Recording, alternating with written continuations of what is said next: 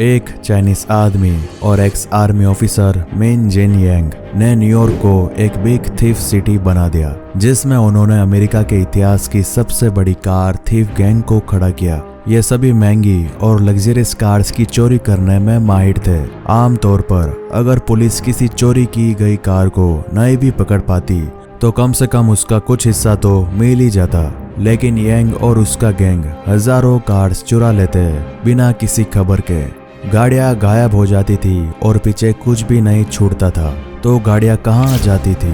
यांग को चाइना से अमेरिका क्यों आना पड़ा और क्यों एक चाइनीज एक्स आर्मी ऑफिसर ने न्यूयॉर्क में कारें चुराई? जवाब पाने के लिए देखते रहिए।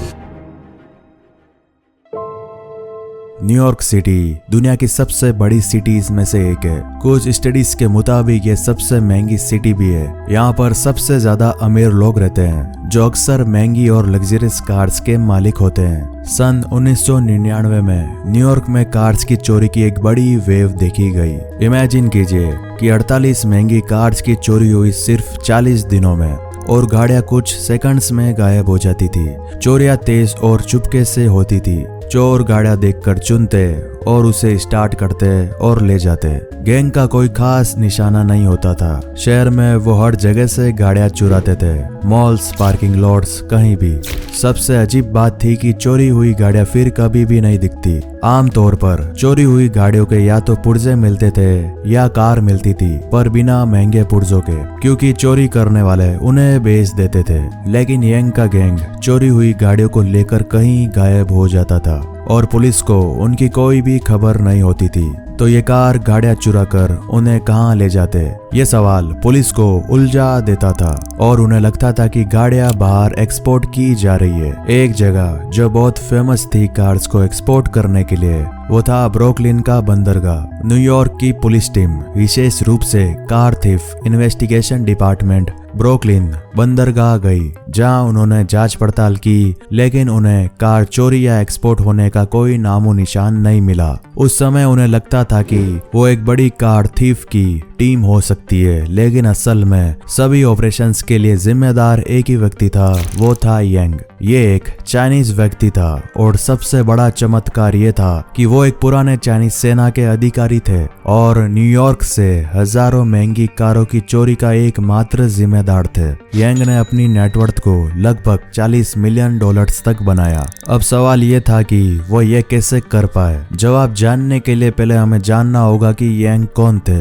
यांग एक चाइनीज सेना के अधिकारी थे, जिन्हें 1990 में किसी वजह से निकाल दिया गया। तब वो शंघाई चले गए, एक अमीर शहर जहां महंगी कार्स की बहुत डिमांड थी, लेकिन चाइना में ऐसी कार्स बिकती नहीं थी। तो यहाँ यांग ने एक मौका देखा। उसने गैंग से संपर्क किए और एक बिजनेस डील हुई। यांग ने गैंग के लीडर को बताया कि वो सेना में अधिकारी थे और उन्हें स्मगलिंग और सुरक्षा के उपाय आते हैं। उसने उन्हें ये विचार दिया कि वो कारों को बाहर से ला सकते हैं और गैंग लीडर उन्हें चाइना में बेच सकता था, जहां कार्स के भाव बहुत अधिक होते हैं। और ऐसा ही हुआ। गैंग लीडर ने उसकी योजना को पसंद किया और उसने यांग के साथ 40-60 रेशो में प्रॉफिट स्प्लिट किया और उन्होंने $10 लाख दिए गैंग शुरू करने के लिए। फिर यांग ने न्यूयॉर्क को चुना कारों की चोरी करने के लिए। न्यूयॉर्क में महंगी कारों की संख्या बहुत अधिक थी, क्योंकि यहाँ अमीर लोग रहते थे।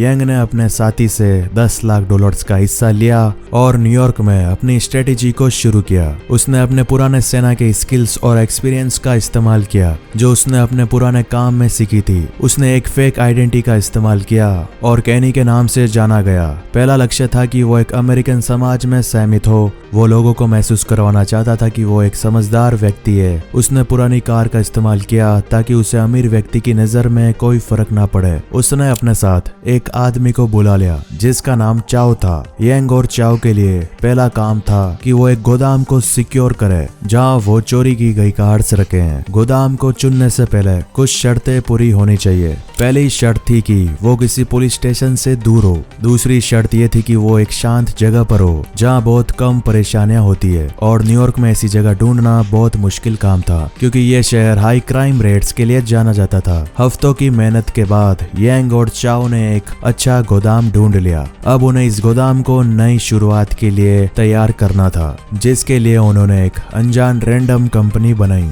अनजान कंपनी बनाने का कारण यह था कि अगर किसी कंपनी पर जांच होती है तो वो गैंग तक नहीं पहुंचती। यांग अपने आप को अलग करना चाहता था ताकि अगर हालत खराब हुई तो वो सुरक्षित रहे। यांग ने भरोसेमंद चाइनीज लोगों को अपने साथ काम करने के लिए भर्ती किया और अपने आसपास सिर्फ और सिर्फ चाइनीज लोगों को ही रखा, क्योंकि वो उन पर विश्वास करता था। उन्होंने गोदाम को खाना स्टोरेज की तरह दिखाने के लिए कुछ खाने के डब्बे लाए और उन्हें आगे की तरफ रख दिया, ताकि अगर कोई गोदाम को देखता तो उसे लगता कि ये किसी फूड कंपनी का गोदाम है। ज्यादातर खाने को वैक्यूम पैक किया गया था ताकि वो फ्रिज में लंबे समय तक रहे। उन्होंने गोदाम के चारों तरफ सीसीटीवी कैमरास लगा दिए। पहला टेस्ट हो गया। अब यांग और चाओ अगले कदम के लिए तैयार थे, जो थी कारों की चोरियां। यांग को पहले से कोई एक्सपीरियंस नहीं था और उससे हाथ गंदे नहीं करने थे, तो उनका विचार था कि किसी और को ढूंढना जो कि इस फील्ड में माहिर हो। इसलिए वो कार के ऑक्शंस और गैराज में गए थे, जहां उन्होंने बहुत सारे लोगों से मुलाकात की और उन्हें वो व्यक्ति मिल गया जिसे वो ढूंढ रहे थे। वो व्यक्ति का नाम था डीन, जो कार की चोरी में माहिर थे। उन्होंने डीन को अपने साथ काम करने के लिए कहा और उसे कारों की चोरी का काम सौंप दिया। डीन का काम था कि या तो वो अपने आप कार को चोरी कर ले या फिर किसी और को रखे और साथ मिलकर काम करे। डीन को इस फील्ड में एक्सपीरियंस के कारण उन्हें और भी कई लोग मिले, जिनमें एक कार चोरी का माहिर मारियो लोपेस था। पहला कदम था कि उसे इस डील को मानना। जब वो मारियो के पास गए तो उन्होंने उसे बताया कि वो एक ऐसे व्यक्ति से डील कर रहे हैं जो किसी भी तरह की कार को खरीद सकता है। मारियो को यह ऑफर अच्छा लगा, क्योंकि सबसे मुश्किल ये होता है कि चोरी की गई कार से कैसे छुटकारा पाया जाए। फिर मारियो गाड़ियां चुराने के बाद छुपाने की जगह ढूंढता था, और वो जगह मॉल की पार्किंग होती थी या सिटी की कोई आम पार्किंग ही होती थी। फिर 2 दिन तक इंतजार करता था कि कहीं कोई उस कार को ढूंढने तो नहीं आ रहा। 2 दिन बाद भी अगर वो कार उसी जगह पर छुपी रहती तो इसका मतलब ये साफ था कि पुलिस या फिर कार के मालिक को कार का पता ही नहीं मिला,